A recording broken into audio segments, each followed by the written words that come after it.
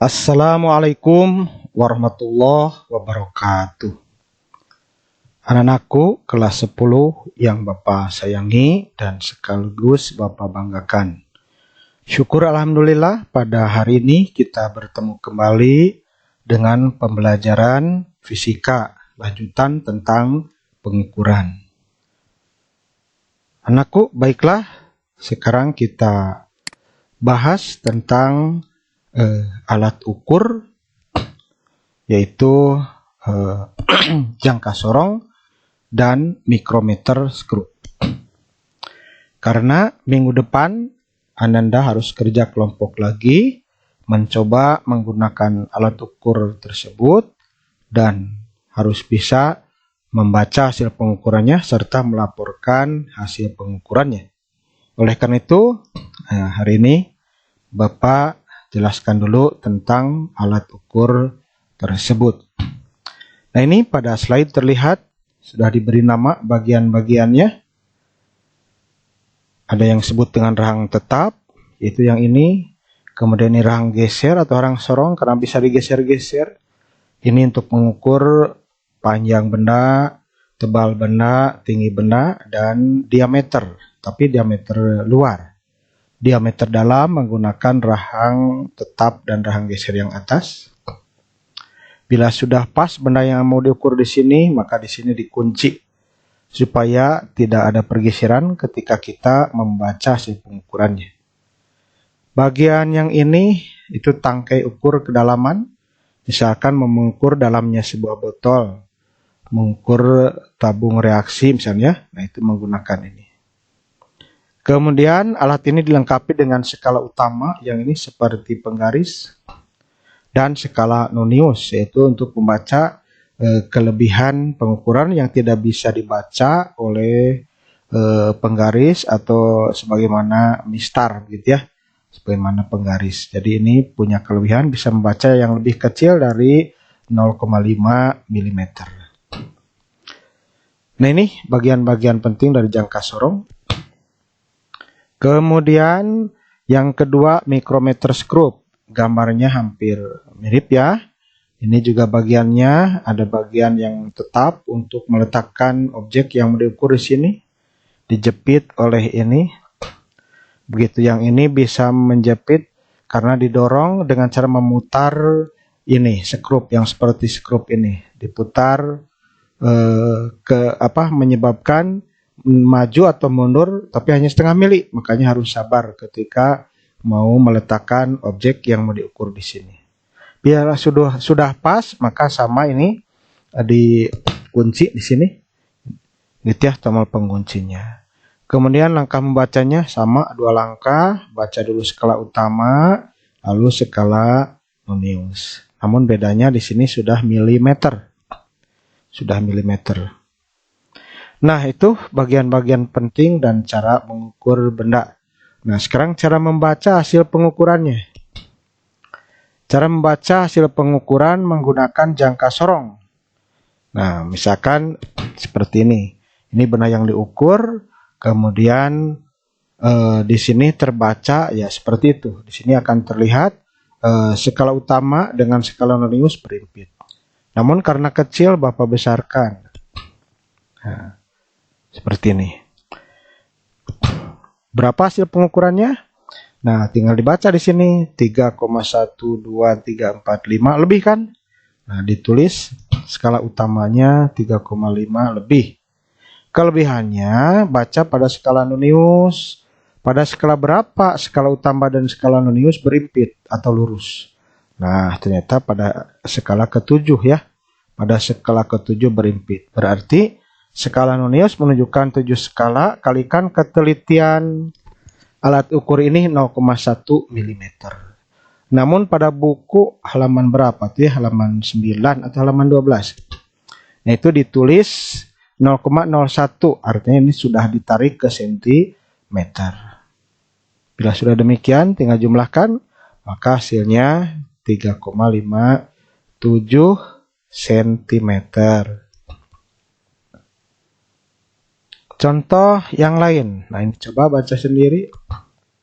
Bila posisinya begini. Berapa? Ya, seperti tadi ya, ini 3,1 di sini mah lebih, 3,1 lebih. Kelebihannya di sini pada skala keempat. Berarti kita tulis skala utama 3,1 cm lebih, skala nonius 4 skala kalikan 0,1 mm. Jumlahkan 3,14 cm. Ya, itu contoh untuk jangka sorong. Sekarang contoh pembacaan hasil pengukuran untuk mikrometer skrup. Nah, Bapak ambil bagian pentingnya saja. Sini ada skala utama, tapi jangan lupa ini dalam milimeter. Dan ini skala noniusnya. Lihat, ini 0, ini skala yang ini pertengahan, berarti 0,5, ini 1, ini 1,5, ini 2, 2,5, dan seterusnya. Nah, di sini terlihat 4,5-nya masih terlihat, berarti skala utama adalah 4,5 mm lebih kan ya? Gitu. Kelebihannya berapa? Baca di skala nonius ini. Begitu. Yang lurusnya dengan garis ini. Ya, lihat garis ini lurus, pas skala ke berapa? Skala ke-12. Berarti 12 kali 0,01, ini ketelitian mikrometer skrup itu 0,01 mm. Lebih kecil lagi. Kemampuannya lebih besar berarti ya. Lebih tinggi. Jumlahkan maka diperoleh 4,62 mm. Contoh yang lain. Coba ini berapa hasil pengukurannya. Nah, di sini terlihat 10, 11, 12, 13. Angka garis ini masih terlihat, berarti ini 13,5 ya. Dan di sini berimpit pada skala ke 17. Langsung kalikan 0,01, 0,17. Tinggal jumlahkan. Ya, jadi 13,67 mm. Demikian tentang cara menggunakan, cara membaca hasil pengukuran. Sekarang kita lanjutkan tentang angka penting. Apa itu angka penting? Nah, untuk memahaminya, baiklah perhatikan slide berikut ini. Misalkan seseorang menghasilkan pengukuran dan menyatakan penulisannya seperti itu. Coba jelaskan apakah sama angka tersebut atau beda? Kalau sama karena apa? Kalau beda karena apa?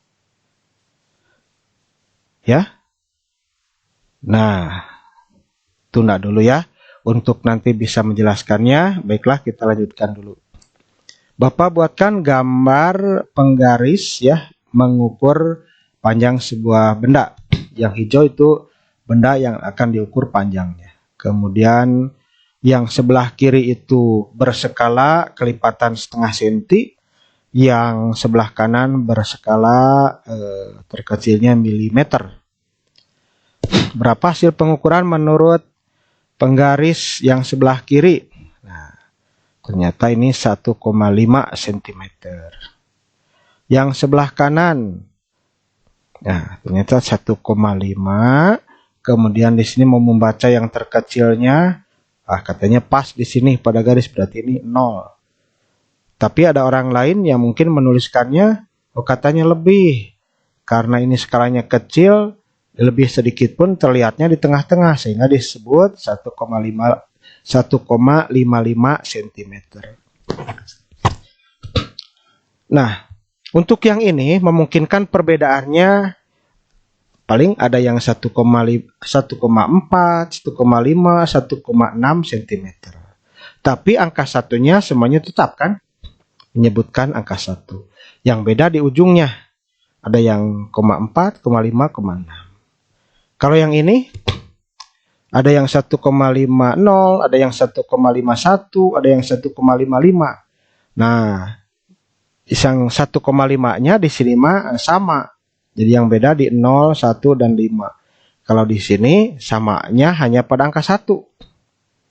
Artinya apa? Ya, angka 5 ini di sini merupakan taksiran, artinya angkanya diragukan. Gitu. Sedangkan kalau di yang sebelah kanan, angka taksirannya pada angka 0. Yang sebelah kanannya lagi pada angka 5 yang akhir. Sedangkan angka 1 yang ini, itu kan semua orang pasti menyebutkan angka 1. Tidak diragukan. Maka ini disebut angka pasti.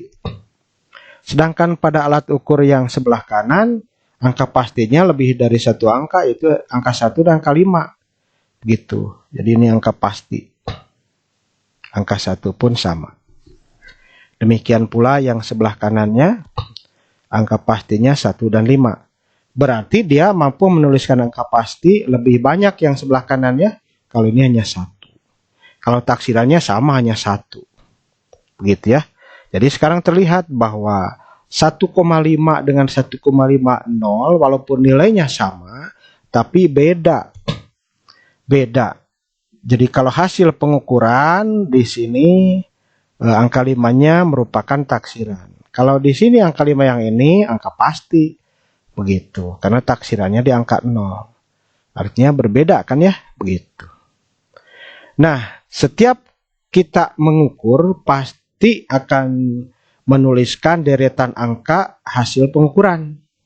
Nah, deretan angka hasil pengukuran inilah yang kita kenal sebagai angka penting.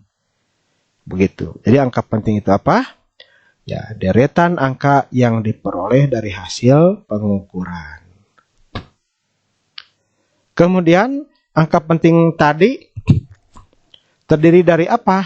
Ya, ini kan beberapa angka pasti dan hanya satu angka taksiran. Jadi beberapa angka pasti dan hanya satu angka taksiran. Hasil pengukuran di atas mana yang lebih teliti? Ya, tentunya yang sebelah kanan karena mampu menuliskan angka lebih banyak. Gitu. Dari angka pengukuran di atas mana yang lebih banyak angka pentingnya? Ya, tentunya yang paling kanan kan ya, mampu menuliskan 3 angka. Kalau ini hanya 2. Artinya apa kesimpulannya? Ya, bahwa semakin banyak angka yang bisa kita tuliskan, semakin teliti pengukuran tersebut. Karena angka pentingnya semakin banyak. Atau semakin banyak angka penting yang bisa kita tuliskan, semakin teliti pengukuran tersebut. Nah, sekarang kita lanjutkan aturan angka penting.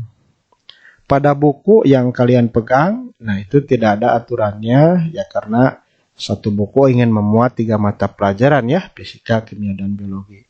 Tapi kalau membuka buku yang lain di perpustakaan, buku yang lama itu ada aturannya. Ada 6 aturan. Tapi karena terlalu banyak, Bapak sederhanakan dan supaya lebih mudah dipahami. Yang pertama, semua angka bukan 0 adalah angka penting. Angka bukan 0 itu apa? Ya selain 0 berarti 1 sampai 9 ya. Berarti angka ini berapa angka penting? Ya tinggal dihitung. 5 angka penting kan ya. Angka ini? Nah, ragu kan ada nolnya. Angka ini?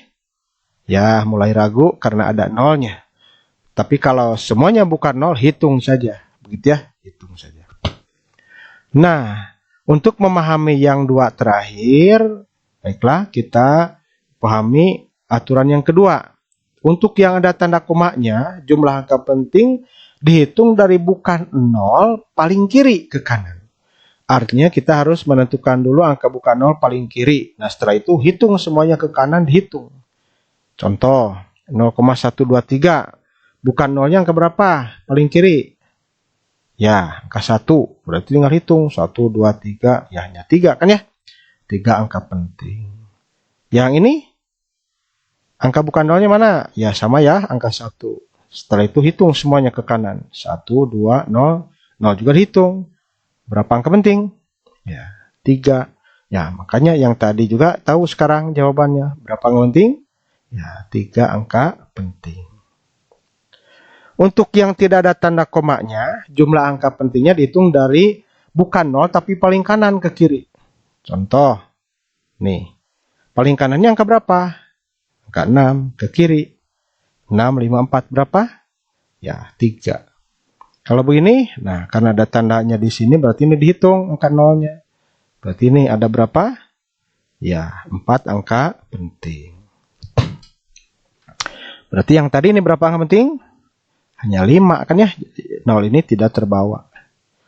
Begitu. Nah, sekarang operasi angka penting. Itu ada 3 ya. Penjumlahan, pengurangan, pembagian.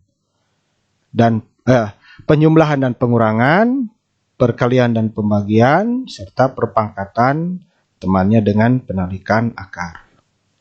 Penjumlahan aturannya hanya boleh mengandung satu angka saja yang diragukan atau angka taksiran. Contoh ini. Yang atas mana yang diragukannya? Ya ini kan angka 7. Yang bawah angka 4. Dijumlahkan 7 dan 2 ini taksiran diragukan. Tidak boleh mengandung 2. Hanya satu saja. Satu angka saja. Berarti ini harus dibulatkan. Angka 2 lihat angka 7. Terangkat kan jadi angka 3. Berarti 0,73. Di sini jangan ditambah 0. Kalau tambah 0 jadi nambah angka pentingnya ya. Atau angka yang diragukannya. Jadi hanya sampai angka 2. Tapi diangkat oleh 7. Jadi 814,73. Contoh selisih. Ya, berapa ini? Iya, betul. 764,25. Aturan yang kedua, perkalian. Hasilnya harus sama dengan faktor kali atau faktor bagi yang angka pentingnya paling sedikit. Contoh. Ini faktor yang atas berapa angka penting? Ya, 4. Yang bawah 2. Hasilnya 6. Harus sama dengan faktor yang paling sedikit. 4 atau 2 yang banyak, yang sedikit. Ya, 2. Berarti hasil perkaliannya harus 2 angka penting kan ya. Nah, ini 6. Berarti dibulatkan harus jadi 2 angka penting. Berarti sampai sini. Sampai daerah 0 ini. Tapi tidak boleh menyalahi 1 aturan pembulatan, 2 aturan angka penting. Artinya ini kan ribuan. Kalau dibulatkan ya tetap ribuan juga. Gitu. Ya, kita lihat ini 0, ini setelahnya 8 akan mengangkat 0 jadi 1 kan ya. Jadi 2100 kan ya. Ya, jadi dari 2082 jadi 2100. Contoh lain. Gimana nih? Ini juga sama gitu ya, harus 2 angka penting karena paling sedikitnya 2 di sini. Ini 3. Nah, berarti dibulatkan sampai 6 sini. Tapi sini angka 1 tidak mendongkrak angka 6. Jadi tetap 6. Jadi 36 di sininya angka 0. 360. Yang ketiga, perpangkatan atau penarikan akar. Harus sama dengan yang ditarik akarnya. Contoh, akar 5. 5 berapa angka penting? 1. Hasil kalkulator ini. Berarti harus dibulatkan sampai sini. Tapi lihat angka 2 mengangkat angka 2 ini enggak? Tidak kan ya? Berarti hasilnya secara angka penting adalah 2. Contoh lain, akar 26. Secara kalkulator ini. 26 berapa angka penting? Ya, 2. Di sini 4. Harus dibulatkan sampai sini kan? Angka setelahnya 9. Mengangkat 0 jadi 1. Maka kita tulis 5,1. Nah, demikianlah anak-anakku aturan angka penting dan operasi angka penting. Bila hasil pengukuran itu sangat besar atau terlalu kecil, maka boleh kita gunakan notasi ilmiah. Contoh, 500 gram dapat dituliskan 5 kali 10 pangkat 5. 0,005 gram boleh kita tulis 5 kali 10 pangkat min 5. Bila nulisnya 0,5, 10 pangkat berapa? Ya, yang ini kan 10 pangkat min 1.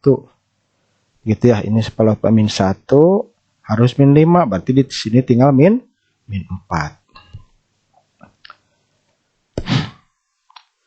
Nah, sekarang contoh soal kalimat begini. Seseorang mengukur sebidang papan menggunakan jangka sorong, hasil pengukurnya itu panjangnya, lebarnya, tanya luas bidang.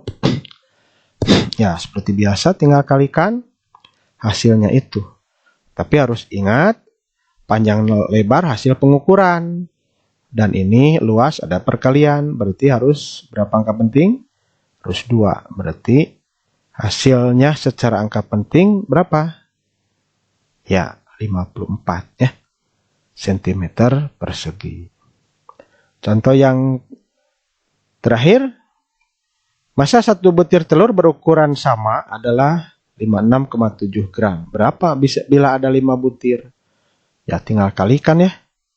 Hasilnya sekian. Nah, secara angka pentingnya bagaimana? Hati-hati, kita lihat ini faktor yang paling sedikit di sini, ini 1 angka penting kan ya? 1 angka penting sehingga memungkinkan menjawabnya jadi 300 ya. Tapi ingat, angka 5 ini bukan angka hasil pengukuran tapi angka pasti. Artinya angka eksak ya. Karena 5 butir telur tidak mungkin 4,5 butir sebagaimana 5 orang. Tidak ada 4,5 orang kan ya. Begitu. Jadi tidak pengaruh. Jadi harus sama dengan hasil pengukurannya ini. Berarti harus 3 angka penting. Ini 4. Berarti bulatkannya sampai sini. Dan ini mengangkat begitu angka 3. Menjadi 284 gram. Ya, demikianlah anak-anakku. Pembahasan tentang pengukuran dan angka penting pada hari ini. Jangan lupa minggu depan kita akan mengadakan pengukuran sendiri ya, dengan alat jangka sorong dan mikrometer skrup, dengan alat-alat yang dengan bahan-bahan yang mau diukur nanti Bapak sediakan dari sekolah ya. Terima kasih atas perhatiannya, semoga menjadi ilmu yang bermanfaat. Billahi taufiq wal hidayah. Assalamualaikum warahmatullahi wabarakatuh.